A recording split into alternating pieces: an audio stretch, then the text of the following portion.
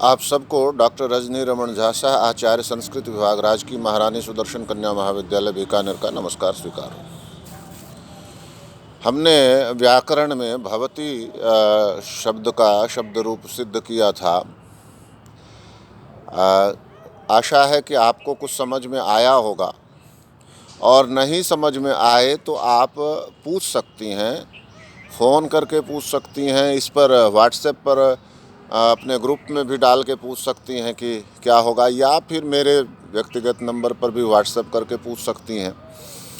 तो मैं आशा करता हूं कि आपने इसको समझा होगा। और दोबारा मैं जो ये भवतस बता रहा हूं आपको, भवतः भवती एक वचन में है, प्रथम पुरुष एक वचन में, लट लकार में, परस्मय पद में। और भवतः परस्मय पद भू धातु के परस्मय पद, भू धातु के लट लकार के परस्मय पद का प्रथम पुरुष का द्विवचन है। भवती भू धातु के लट लकार का परस्मय पद का प्रथम पुरुष का एक वचन था। भवतः भू धातु के लट लकार का परस्मय पद का प्रथम पुरुष का द्विवचन है। भवती, भवतः, उसके बाद भवंती होता है, निश्चय ही आपको पता होगा। तो भवतः का शब्द रूप अगर हम सिद्ध करें तो सबसे पहले, जैसे हमने पहले भू धातु ली, उसमें किसमें, भवती में, तो इसमें भी धातु तो वही है, भू धातु से। और आपको बताया था कि कर्ता अर्थ में, कर्ता अर्थ में क्यों कि यदि रामः भवती है तो रामौ भवतः होगा, रामाः भवन्ति होगा। कर्ता के बदलने के साथ क्रिया बदल जाती है, तो इसीलिए इसको कहते हैं कर्ता अर्थ में। और भवती किस में है, वर्तमान काल में। राम जाता है, रामः गच्छति, राम होता है, रामः भवति। आप पूछेंगे कि रामः भवति का क्या होता है। जैसे मैं कहूँ कि रामः प्रधानमंत्री भवति, राम प्रधानमंत्री होता है। नरेंद्र मोदी महाभागः प्रधानमंत्री भवति, प्रधानमंत्री होते हैं। तो इसी तरह से भवती जो है वह एक वचन में था, तो अब ये भवतः द्विवचन में है। तो भू धातु से कर्ता अर्थ में वर्तमान काल में सूत्र कौन सा आया, वर्तमाने लट। वर्तमान काल में लट लकार होता है, लट प्रत्यय। वास्तव में जो जितने लकार हैं वे सब प्रत्यय हैं, तो लट भी प्रत्यय है, लेकिन इसको लकार माना समय के अर्थ में। इसको माना कि समय वर्तमान काल का है तो उसमें लट लगा देते हैं। तो लट में 3 अक्षर है, पीछे मैंने आपको लिखाया हुआ है। लट में 3 अक्षर हैं, ल, अ और ट। तो अ जो है वह अच है, स्वर है, और उसके ऊपर चंद्र बिंदु है तो अनुनासिक हो गया। तो अनुनासिक भी है और अच भी है। तो सूत्र है उपदेशे जनुनासिक इत, कि जो उपदेश में अच भी है और अनुनासिक भी है। तो अ के ऊपर चंद्र बिंदु है तो यह अच भी है और अनुनासिक भी है।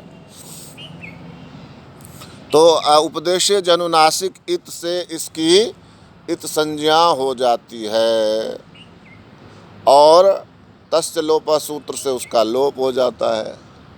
फिर ट है, ट हलंत ट। तो ट है, हलंत है, तो अंतिम जो हल है उसकी भी हलंत्यम सूत्र से इत संज्ञा हो जाती है। तो हलंत्यम सूत्र से ट की इत संज्ञा हो गई, और तस्य लोप से उसका भी लोप हो गया। तस्य लोप लोप कर देता है, जिसकी भी इत संज्ञा होती है उसका लोप कर देता है। तो अब क्या बना, अ निकल गया, ट निकल गया, बचा क्या, ल ही तो बचा ना केवल, तो ल हो गया। तो क नंबर पर हो गया भू प्लस ल। क नंबर पर क्या हो गया, भू प्लस ल, है ना, यहाँ क नंबर पर। मैंने आपको उसमें PDF भी भेजा हुआ है, भू प्लस ल। भू में ही लट जुड़ा था ना, तो भू प्लस ल, जुड़ना मतलब प्लस होना, भू प्लस ल। अब ये जो ल है, हलंत ल, इसी के स्थान पर वे 18 प्रत्यय जो 3 प्रत्यय कहलाते हैं, तिप तस झी सिप थस थ मिप वस मस त आताम झ थास आथाम ध्वम इट वही महिंग, ये जो 18 प्रत्यय हैं ये सब के सब ल के स्थान पर ही आते हैं। तो भू प्लस ल है, तब ल के स्थान पर ही तिंग आएगा। यानी कि तस आएगा अभी। भवतः में भवतः द्विवचन है ना, परस्मय पद प्रथम पुरुष का द्विवचन है, और परस्मय पद प्रथम पुरुष का द्विवचन में प्रत्यय क्या है? तस है। देखिए आपको लिखाया हुआ है। तो इसके लिए सूत्र है तिप तस जी।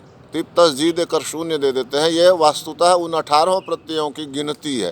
तिप तस जी सिप थस थ मिप वस मस त आताम झ था साथाम ध्वम इट वही महिंग, यही सूत्र है। तो इतना लंबा सूत्र न लिख के हम तिप तस जी लिख देते हैं। हर जगह अब यही सूत्र लगेगा।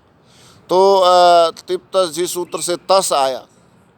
तस में आप ध्यान करिए, यदि आप पिछला देखें तो तस में त है और हलंत स है।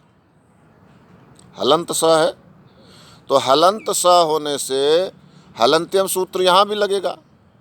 अंतिम हल की इत संज्ञा होती है, तो स की भी इत संज्ञा हो जाती, प्राप्त थी।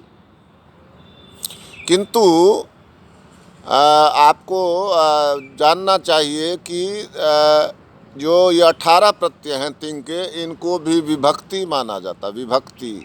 विभक्ति है ना, ध्यान करिए आप। प्रथमा द्वितीया तृतीया चतुर्थी पंचमी षष्ठी सप्तमी। तो ये जो विभक्तियां हैं, इसमें सु औजस अम औट षष्ठाभ्याम भिस गे भ्याम भ्यस घसी भ्याम भ्यस घस ओस आमगी ओस सुप, 21 प्रत्यय हैं उसमें, जो आपने फर्स्ट ईयर में या सेकेंड ईयर में पढ़ा होगा। तो ये जो तिप तस जी सिप थस मिप वस मस्ता आताम झ था साथाम झम इट वही महिंग है, इनको भी विभक्ति ही माना जाता है।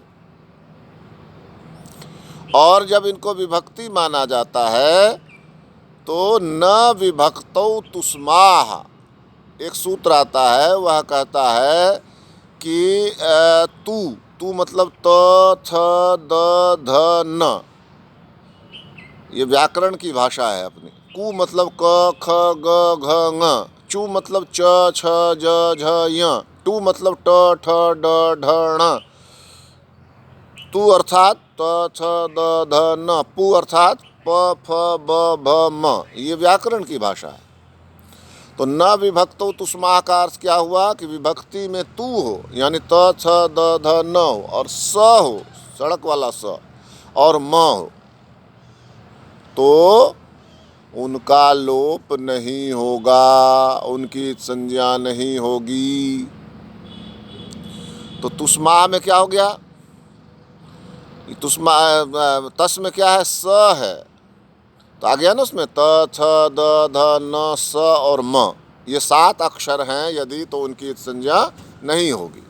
तो तस में स है तो स की संज्ञा नहीं होगी, तो तस का तस रह गया।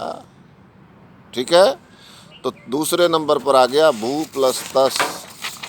भू प्लस तस है ना, तो भू प्लस तस आ गया। अब तस किस में आता है? तस आता है तिंग में। याद करिए, तिप तस जी सिप थस थ मिप वस मस त आताम झ था सासाम झम इट वही महिंग। तिंग किसको कहा? तिप की ती से लेकर महिंग के ङ तक तिंग, यानी 18 प्रत्यय आ गए इसमें। तो तस तिंग है ना, तिंग ही हुआ। तो तिंग प्रत्यय पर तिंग प्रत्यय को तिंशित सार्वधातुकम सूत्र से सार्वधातुक कहा। क्या कहा? सार्वधातुक। लिखा हुआ है सारा, मैंने भेजा है आपको। तिंशित सार्वधातुकम सूत्र से सार्वधातुक हुआ।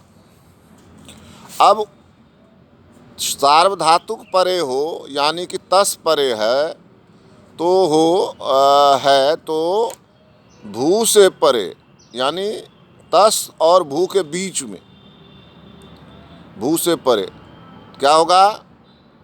तस परे रहते भू से परे क्या? कर्तरी शप सूत्र से शप का आगम होगा। कर्तरी शप सूत्र से शप का आगम। शप, श शंकर वाला श और हलंत प, शप। शप में आप देखेंगे 3 अक्षर हैं। कौन कौन से? श, हलंत श शंकर वाला, अ और प, तभी तो शब्द बना। कहाँ? राम में कितने अक्षर हैं? 4, र आ म अ, और